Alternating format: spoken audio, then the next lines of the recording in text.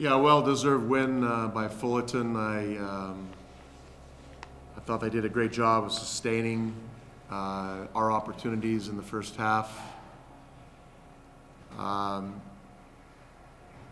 penalty for us in the first half came at a very bad time from a psychological standpoint, and but give credit where credit is due. I thought Diego Sanchez had a phenomenal game tonight. That second goal was probably one of the best goals in college soccer that I've seen all year. I took it well. I don't think anyone could have saved that. And I think that was the psychological change in the game, them going up 2-1. We tried to make some adjustments in the second half, created some opportunities, which were desperately needed, but lacked the precision in front of the goal that obviously Fullerton had tonight. So congratulations to Fullerton. They've improved significantly in the second half of the season. I still think that Cal Poly plays a great brand of soccer and will continue to play a great brand of soccer and will continue to be very competitive, and certainly over the totality of the season, with our current RPI and our record, we're hopeful that we'll get into the NCAAs come next Monday. Coach Sampson. Coach, can you talk about George Roddy's performance, especially in that first half? He really seemed to make a nuisance of himself. George Roddy? Yeah, George is a fantastic freshman. He, made the all-freshman team in the conference. The player that 5 minutes before game time came up and said he couldn't breathe was Noah Czapleski, who was our normal starting left back. And I thought Jack O'Connor came in and did a very good job at the left back position, but Noah had been our starter, and I think that affected our rhythm a little bit down the left side of the field for us. But George, his first goal of the year.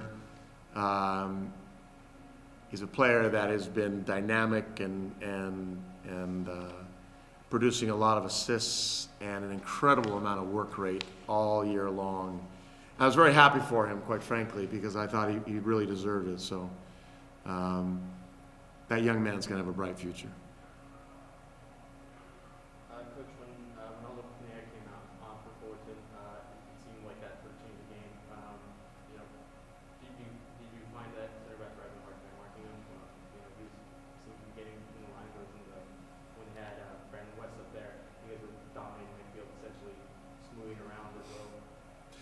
Yeah, I think there were moments, especially in the first half, at times where we literally kept the ball and were able to get in behind Fullerton the way that we like to play the game. And then I thought that some of the changes that George made were good changes that added a little bit more stability for them in the midfield. But I think, quite frankly, there's 3 or 4 fantastic players on Fullerton's team, and then well balanced by the rest of their team.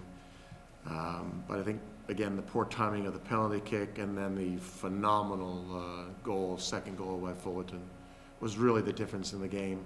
There's psychological moments in all games, in all sports, and I really believe that was the moment that put Fullerton over the edge.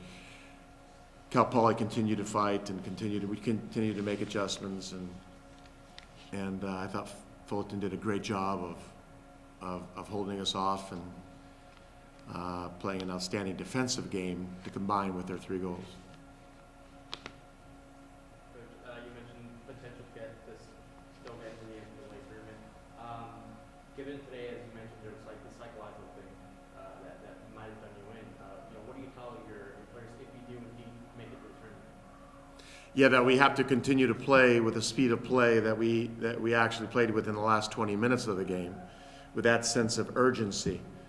So when you're down a goal and then eventually down 2 goals, that sense of urgency raised the level of our players, and that's the sense of urgency that you have to play with for 90 minutes, not just 20 minutes.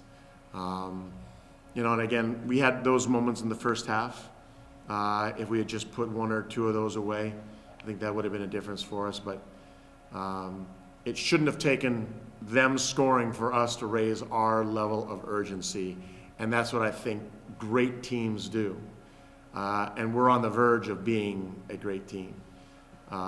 So hopefully we'll get an opportunity to prove that in the NCAAs. We know that anybody that we play against will be a tough opponent, but I think we'll take an awful lot away from this game, learn from it, and hopefully grow from it.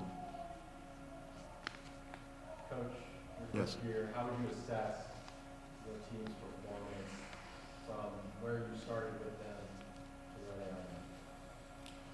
Well, when I started in January with them, there was a huge learning curve for me and for them. But I think the addition of some players, some recruits, the outstanding play of our 4 seniors over the course of the season. We went undefeated at home. We have done better in the conference playoffs than we've done in a long time, if not first postseason in the semifinal in years. So, you know, I'm really proud of the guys. I think we have established some milestones, broken some records, but we're nowhere near satisfied with where we want to go and where we want to be. But overall, very pleased so far with the first year. Thank you, Coach. Thank you, guys.